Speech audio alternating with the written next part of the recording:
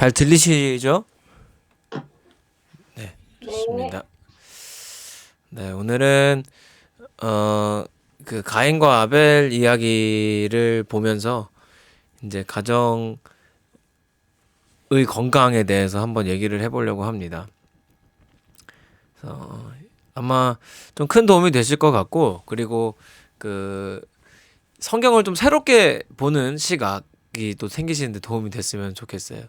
이게 성경이라는 게 그래요. 어떤 사람이 어떤 눈으로 읽느냐에 따라서 굉장히 또 다르게 읽어지는 책이기도 하기 때문에 우리 가정을 좀 위해서 기도하는 이 모임에서 읽을 때는 좀 가정의 관점에서 성경을 좀 깊이 있게 다루고 읽을 수 있으면 좋겠습니다. 기도하고 시작하겠습니다. 우리 장례 때문에 많이 못 오실 줄 알았는데 그래도 많이 와주셔서 감사합니다. 기도하겠습니다. 하나님, 우리가 어려운 가운데도 하나님께서 맡기신 이 가정을 위해 함께 기도하며 특별히 자녀들을 축복하며 기도하는 이 자리에 우리를 모아주시니 감사합니다. 우리가 비록 온라인 공간에 모여있지만 이 가운데 동일하게 역사하시는 하나님의 역사를 기대하며 나아갑니다. 하나님 일하시고 역사하여 주시옵소서. 예수님의 이름으로 기도합니다. 아멘. 네, 오늘 같이 나눌 이제 내용은요. 창세기 3장과 4장의 내용을 조금 나눠보려고 합니다. 우리가 아시는지 모르겠지만 창세기 3장은 선악과를 이제 먹게 된 곳이고요. 그리고 4장은 뭐냐면 가인이 아벨을 이제 죽이는 사건이 나오는 장이 창세기 4장입니다. 공교롭게도 두 개가 붙어 있죠. 근데 붙어 있는 데는 의미가 없는 것이 아니라 굉장히 분명한 의미와 이유가 있습니다. 두 가지가 붙어 있을 수밖에 없는 이유가 있는데 오늘 좀 도움이 되시기를 바랍니다. 왜 형인 가인은 동생 아벨을 죽였을까요? 우리 형제가 여럿인 지금 우리 권사님도 계시고 뭐 집사님도 계시고 아직 하나밖에 없는 우리 가정도 있고 합니다만 왜 형이 동생을 그냥 화내고 때리고 할 수는 있죠. 근데 돌로 쳐가지고 동생을 죽게까지 할 정도였을까? 왜 가정에서 그런 일이 일어났을까? 성경에서 보여주고자 하는 분명한 내용이 있다고 생각해요. 우선은 우리가 이걸 이해하면서 첫 번째로 기억해야 될 건 뭐냐면 하나님이 먼저 세우신 것은 사실 교회가 아니라 가정이었죠. 아담과 하와를 창조하셔서 가정을 세우셨고요. 그 가정을 세우신 분이 결국은 하나님이십니다. 여기서 일단 우리가 한 가지 동의가 돼야 되고요. 그 가정을 세우신 분이 하나님이시기 때문에 결국 원래 이 가정의 주인도 하나님이었던 거죠. 그런데 문제가 생겨요. 어떤 문제가 생기냐면 창세기 3장에서 이제 아담과 하와가 선악과를 먹으면서 문제가 생깁니다. 그죠? 하나님이 먹지 말라고 그랬는데 야 이게 너희와 나의 계약서다. 에덴 동산을 다 너에게 주는데 너랑 나랑 이 계약서 하나는 지키자. 선악과는 먹지 마라. 그랬는데 그 약속이 파기가 됩니다. 이제 그 약속이 파기가 되면서 이 가정과 하나님 사이의 관계가 무너지죠.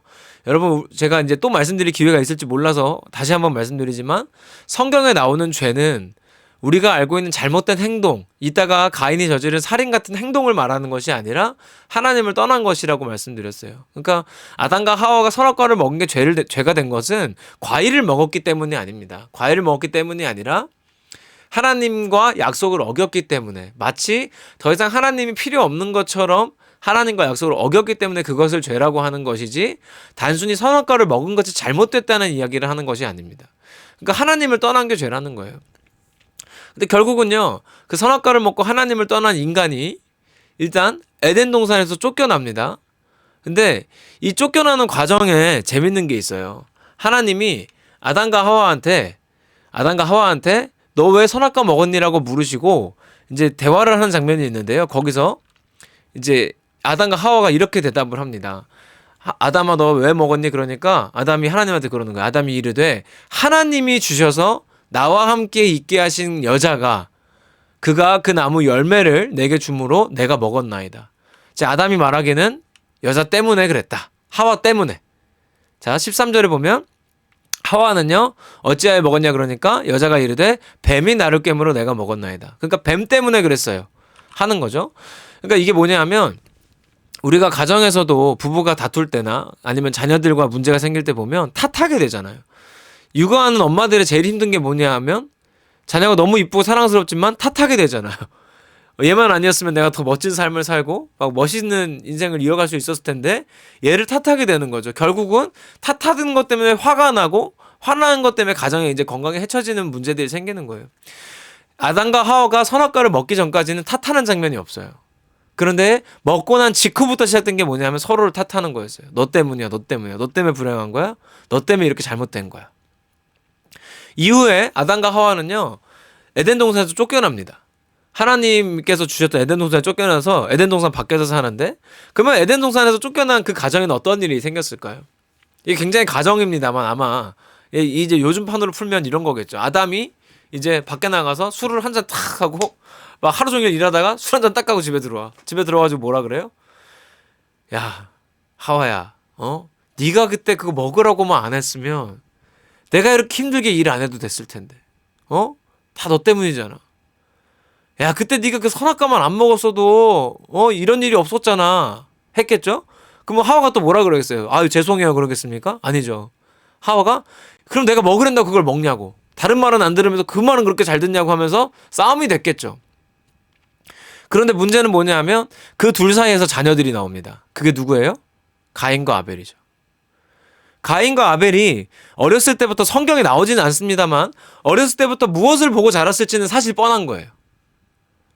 뻔한 거죠. 이거는 하나님을 떠난 가정에서 나온 자녀들이 무엇을 보고 자랐을지는 불보듯 뻔한 거예요. 결국은 무엇을 보고 자랐겠습니까?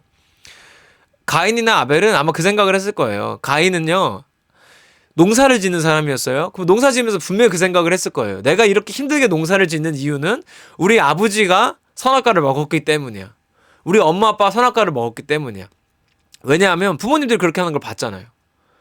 그러니까 내가 누구 때문에 이렇게 고생을 하고 있느냐? 부모님 때문이네. 하고 하면서 항상 내가 힘든 것을 누군가한테 이유를 찾아왔던 거예요. 가인은. 분명히 그랬을 거예요. 이 가인과 아벨 형제는 결국 그런 가정에서 그렇게 자라난 것이고요. 결론적으로 가인과 아벨이 제사를 지냈는데 하나님이 제사를 받지 않으셨을 때 가인이 발견한 건 뭐예요? 이거네. 아벨 때문에 내 제사를 안 받았네 하고 거기서 원인을 찾은 거예요. 결국은 그렇게 원인을 발견하고 나니까 그 원인을 제거하는 살인이라는 행위가 나쁘게 느껴지지 않았을 거예요. 그것도 그랬을 거지. 보시면요. 가인이 아벨을 죽인 다음에 하는 말을 보시면 알 수 있어요. 이 4장에 가면 뭐라고 나오냐면 이렇게 나오죠. 여호와께서 가인에게 이르시되 내 아우 아벨이 어디 있느냐 하니까요. 가인이 이렇게 대답합니다. 내가 알지 못하나이다. 내가 아우를 지키는 자니까. 이게 뭐예요? 내가 아우를 지키는 사람입니까? 내가 아벨을 지키는 사람이에요? 나한테 그걸 왜 물어요? 하고 지금 뭔가 잘못해서 숨는 태도조차 없어요. 잘못해서 내가 숨고자 하는 태도조차 없고 어떤 태도냐 하면 내가 뭘 잘못했어요? 쟤 때문에 내가 이렇게 고생했는데 이건 당연한 일 아니에요? 라고 가는 거죠. 그럼 여러분 이렇게 살펴보셨을 때 제가 오늘 제목에 적었던 가인이 아벨을 죽인 이유는 뭘까요? 하나님이 제사를 안 받으셨기 때문입니까? 그것은 그냥 트리거죠, 트리거. 그거를 통해서 촉발됐을 뿐이지 원래 원인은 뭐냐 하면 결국은 하나님과 멀어진 것. 다른 말로 하면 죄죠. 가정의 건강을 해치는 원인은요 전부 다 사실은 죄예요. 죄가 들어온 이후부터 서로를 탓하기 시작했고 서로를 비난하고 서로에게서 문제를 발견하기 시작했기 때문에 결국은 죄라는 것이 우리 가정의 건강을 해치는 가장 큰 원인인 거예요. 근본적인 원인인 거예요. 대부분 근데 이제 우리 여기 공부하시는 분들도 계시지만 이게 인간에 만든 학문, 심리학이나 상담학이나 코칭이나 이런 데서 다루는 가정의 내용들을 보면요. 나타나 있는 현상들을 넘어서 안에 있는 증상들을 해결하고자 하는 노력은 있어요. 그런데 그것이 근본적인 치료까지 갈 수 있느냐는 사실 불가능하다고 하긴 어렵지만 굉장히 어렵다는 거에는 누구나 동의합니다. 매일매일 상담사가 상주하지 않는 이상 상주해도 어려울 거예요. 아마 상주하면 심리상담사랑 또 싸울 거예요. 그죠? 그러니까 결국은 뭐냐면 인간에게 들어있는 이 죄라는 근원, 하나님을 떠나버린 이 근원을 걷어내지 않으면 이 문제는 해결이 되지 않는다는 거예요. 단순히 우리 자녀들한테 잘해주고 똑같이 사랑해주면 형제들끼리 그런 문제 생기지 않겠지가 아닙니다. 남편한테 잘해주면 그런 문제 생기지 않겠지? 아내한테 잘해주면 생기지 않겠지가 아니에요. 잘해준다고 안 생길 것 같으면은 안 그런 가정들이 많을 거예요. 근데 보통은 여러분이 부모님들 입장에서 자녀를 굉장히 잘해주고 잘 키운 가정들에서 나중에 많이 일어나는 사태가 뭐냐면 한 30살쯤 됐을 때 이런 일들이 많이 일어나요. 야, 엄마가 널 위해서 해준 게 얼마나 많은데 이 말을 해요. 엄마가 이제 지쳐가지고. 그러면 딸이 뭐라 그래요? 아니면 아들이? 내가 언제 해달라 그랬어? 이게 불효막심한 게 아니라요. 우리가 자초한 거예요. 뭐냐면 근원을 걷어내지 않고 그냥 현상만 해결하려고 당장 잘해주고 돈으로 해결하고 이런 현상들이 반복이 되면요. 결국은 근원적인 해결이 안 되어 있기 때문에 그것으로 인해서 또 다른 문제가 생길 뿐인 거죠. 결국 우리는 이 근원적인 문제, 죄라는 문제를 해결해야 됩니다. 그런데 이 선악과를 먹은 이후에 생긴 하나님을 떠나버린 죄라는 이 문제가 인간의 힘으로 해결이 됩니까? 안 됩니까? 안 된다는 거죠. 결국은 창세기는요, 사실 한 가정이 어떻게 무너졌다가 그 가정을 그게 어떻게 일어나는지 보여주는 책이에요. 아주 단순하게 보면 가정이 무너지고 가정이 일어나는 이야기거든요. 아담과 하와가 무너지고요, 노아로부터 다시 시작돼서 아브라함, 이삭, 야곱, 요셉을 이어져서 이 하나님의 나라가 그 가정이 어떻게 회복되어 가는지를 보여주는 책이 창세기거든요. 그러면 결국은 하나님이 원하시는 건 뭐냐면 하나님이 원하시는 건 이거 하나예요. 내가 그 가정의 주인이 되고 싶다는 거예요. 원래 하나님이 주인이셨던 그 에덴 동산에는요, 죄도 없었고 서로 탓하는 것도 없었어요. 하나님이 계시지 않기 때문에 결국은 우리 안에 그런 일들이 일어나는 거예요. 가인이 아벨을 죽인 이유는 하나님이 제사를 받지 않아서 열받은 거여서가 아니고요, 가인 안에 있는 죄성이 해결되지 않았기 때문입니다. 결국은 우리는 예수 그리스도의 이름으로 그거를 해결할 수밖에는 없고, 결국 이 문제는 끝으로 가면 우리 가정의 문제를 해결하는 능력도 오직 복음에 밖에는 없다는 거예요. 당장 나타나는 현상들이야 우리끼리 얘기하고 대화하고 해서 해결할 수 있지만 근원적인 해결은 복음밖엔 답이 없다는 거예요. 제가 최근에 저희 그 자녀들과 우리 아이들과 저희 사랑이 열매 말고요, 교회 아이들과 1대1로 양육을 진행을 하면서 느끼는 게 있어요. 어떤 부모님들은 저한테 그런 얘기도 하세요. 목사님, 저희 아이한테 시간을 많이 내주셔서 많이 만나주시면 안 되냐고 요구하시는 분들도 있는데, 일단은 아시겠지만 제가 그럴 수가 없고요. 제가 확신한 건 뭐냐면 제가 지금 하고 있는 이 기능을 가정에서 자녀들과 누군가 해주신다면 그 가정은 분명히 엄청나게 건강해지겠다는 생각이 들었어요. 자꾸 저한테 제가 1대1 양육한다고 분명히 공지를 하고 아이들을 만나는데도요, 부모님들이 저한테 우리 아이 상담 잘 받았나요? 하시는 분들이 있어요. 저희 지금 중고등부는 정혜린 상담사님께서 1대1로 상담을 매주 한 명씩 하고 계세요. 짧게라도. 권사님이 하시는 건 상담이 맞아요. 근데 제가 하는 건 상담이 아니라 저는 양육이라고 늘 얘기하거든요. 상담이 아니에요. 근데 자꾸 1대1 상담이라고 생각하세요. 그리고 갔다 오면 애들이 상태도 좋아지고 하니까 상담을 받는다고 생각하시는데, 죄송하지만 저는 상담을 배운 적이 없고 잘 못해요. 배우긴 배웠죠. 몇 과목. 그냥 몇 학점 딴 거지 전문가도 아니고 잘 못합니다. 제가 제일 못하는 게 사람한테 공감하는 거예요. 저는 인생에 뭐가 그리 큰 문제인가라는 생각을 오히려 많이 하는 사람이기 때문에 큰 문제라고 생각하는 일이 별로 없어서 누구한테 공감을 잘 못하는 사람이에요, 오히려. 그리고 저는 아이들을 만나서 그 아이들 얘기를 듣는 시간이 거의 없습니다. 시간이 부족하고 짧기 때문에 이 아이들의 얘기를 듣지 않아요. 저는 2시간이건 1시간이건 주어지는 시간대로 복음을 전할 뿐입니다. 근데 복음을 전하면 그 가운데 문제가 해결이 되고 변화가 일어나는 것이지 제가 심리 상담을 하는 게 아니에요. 근데 자꾸 저한테 우리 아이가 상담받는 걸 좋아해요라고 하시는데, 아니에요. 그 아이한테 저는 복음을 전할 뿐입니다. 그 아이 상담의 핵심은 듣는 건데 전 듣지 않으니까요. 아예 다른 거죠. 전 제 얘기만 해요. 제가 해야 되는 이 복음에 관련된 이야기만 합니다. 그래서 결국 이 가인이 아벨을 죽인 이유는 하나님이 계시지 않았기 때문이에요. 우리 가정에 일어나는 대부분의 문제는 하나님이 계시지 않기 때문인 거예요.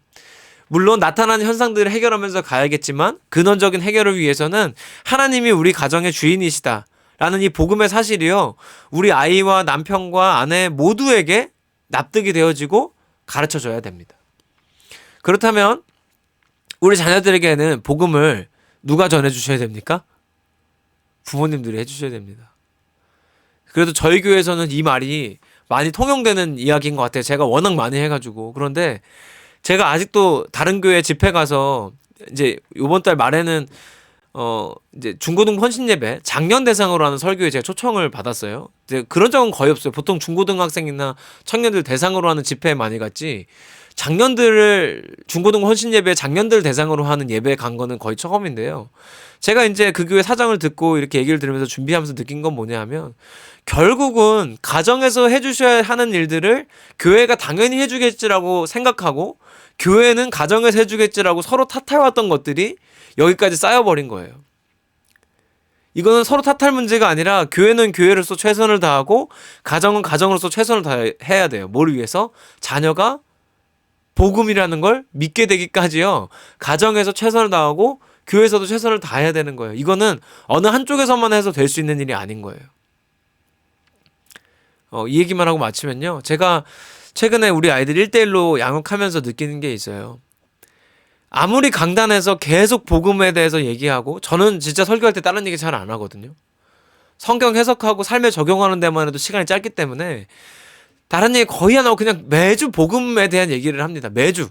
그런데 1대1로 만나서 이야기해보면 아이들이 그걸 굉장히 추상적으로만 알고 있구나? 아니면은 거의 이해 못하고 있는 경우들도 있어요. 근데 부모님이 안 믿는 사람도 아니고 다 모태신앙이에요. 대부분 보면.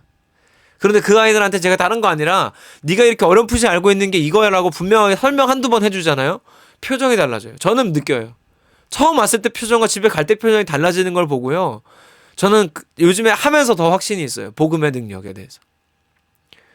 그래서 우리가 우리 아이의 미래 진로에 대한 문제, 학업에 대한 문제, 어떤 직업에 대한 문제, 친구 관계에 대한 문제, 사회생활에 대한 문제를요, 부모님의 능력으로 다 해결할 수 없잖아요. 그렇다면 그것들 앞에 자녀가 복음이라는 것을 가지고 스스로 설 수 있도록 하나님과 함께 그 문제 앞에 설 수 있도록 해주면 부모님도 편하고 자녀도 편할 수 있잖아요. 우리 거기까지 가기까지 잘 노력했으면 좋겠어요. 사실은 이 얘기하면서도 저도 많이 부끄러워요. 제가 그걸 못합니다. 저는 매일 경험하고 매주 경험합니다. 내 힘으로 이게 안 되는구나. 아무리 내가 이론적으로 알고 성경을 보고 신학적으로 분석을 해서 이거를 알고 깨달았을지라도 내 힘으로 절대 안 되는구나. 결국은 하나님의 적극적인 개입하심을 구하고 기도하고 하지 않으면 할 수 없다는 것을 저는 지금도 매일매일 깨닫고 있습니다.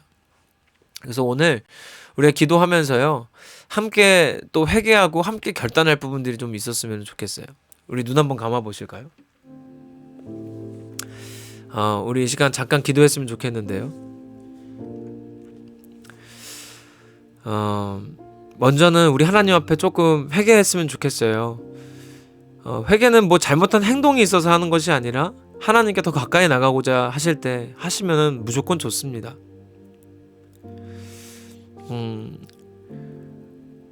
우리 가정에 생기는 사실 모든 문제의 답은 복음 안에 있습니다.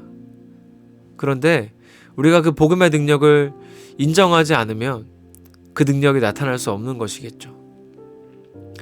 우리 오늘 이 시간에 첫 번째로 이렇게 기도합시다. 하나님, 그 복음의 능력이 있음을 우리가 깨닫습니다. 지금까지 복음의 능력이 아니라 인간적인 방법과 생각들로 해결하고자 했던 모든 순간들 내려놓사오니 하나님, 이제는 복음이 우리 가정의 삶의 중심이 되도록 하나님이 우리 가정의 주인 되시도록 인도하여 주시옵소서. 먼저 기도하겠습니다.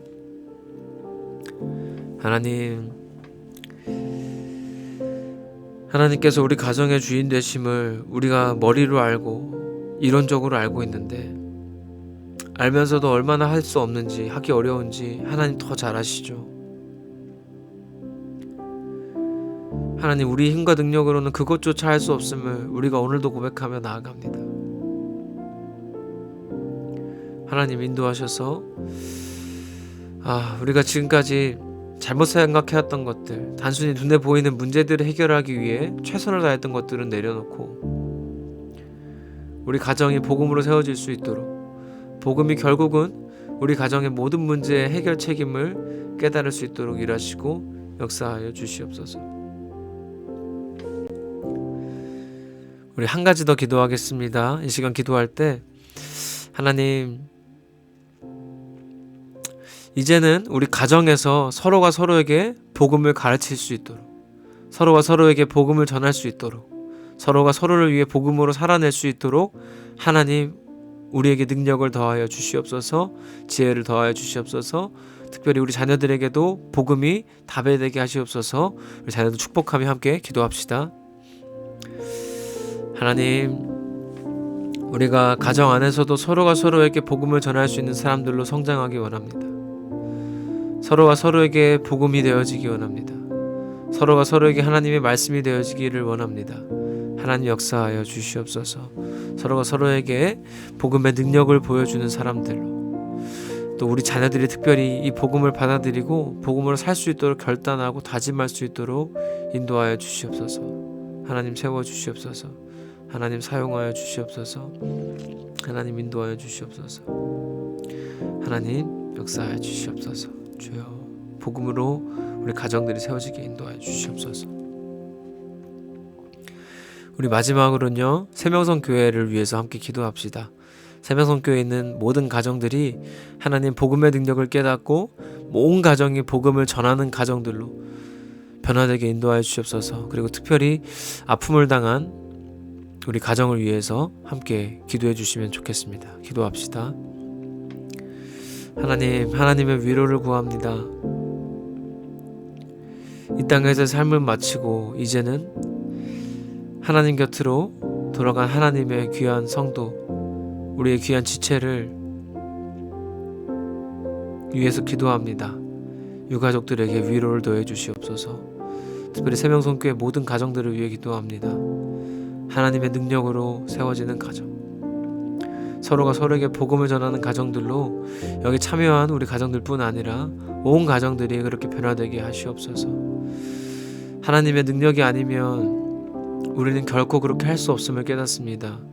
우리의 이 죄악된 본성이 서로를 탓하게 하고 서로를 무너뜨림을 우리가 늘 발견하고 깨닫지만 고칠 수 없고 해결되지 않는 어려움들 때문에 어려움을 겪는 가정들이 많이 있습니다. 복음의 능력으로 하나님 반전시켜 주시옵소서. 하나님 능력으로 새롭게 하여 주시옵소서. 변화되게 인도하여 주시옵소서. 하나님 감사합니다. 귀한 시간 자녀 축복 기도회를 통해 짧게나마 함께 기도하고 다짐하고 결단하게 하시니 감사합니다. 우리가 이제는 복음을 알기를 더욱 힘쓰게 도와주시고 가정에서도 복음을 전하는 사람들로 세워주시옵소서. 특별히 우리 자녀들에게 복음이 삶의 이유이자 모든 문제 해결 책임이 깨달아지게 도와주시고 우리 가정에서 복음이 들려지며 복음이 경험되어지며 서로가 탓하기를 넘어서서 우리의 죄악된 본성을 넘어서서 하나님께서 주인이신 가정으로 회복되는 놀라운 역사를 이루어 주시옵소서. 하나님, 특별히 아픔을 당한 가정이 있습니다. 이 땅에서의 삶을 마친 하나님의 귀한 자녀, 귀한 성도, 그 유가족들을 위해 기도합니다. 하나님의 위로가 넘치게 도와주시고 모든 아픔을 넘어 하나님께서 주시는 위로가 넘치는 시간이 되게 도와주시고 특별히 아픔 가운데에도 우리 인생의 주인이 하나님이시며 하나님이 더 나은 것들로 예비하셨음을 기억할 수 있는 믿음을 더하여 주시고 인도하여 주시옵소서. 하나님, 오늘 하루를 하나님께 맡겨드립니다. 오늘 하루에 우리 삶의 주인도 하나님이시오 우리 가정의 주인도 하나님이심을 믿으며 나아갑니다. 우리 자녀들과 우리 온 가정이 복음으로 세워지는 하루가 되도록 사용하시고 역사하여 주시옵소서. 감사드립니다. 예수님의 이름으로 기도합니다. 아멘. 감사합니다. 수고 많으셨습니다.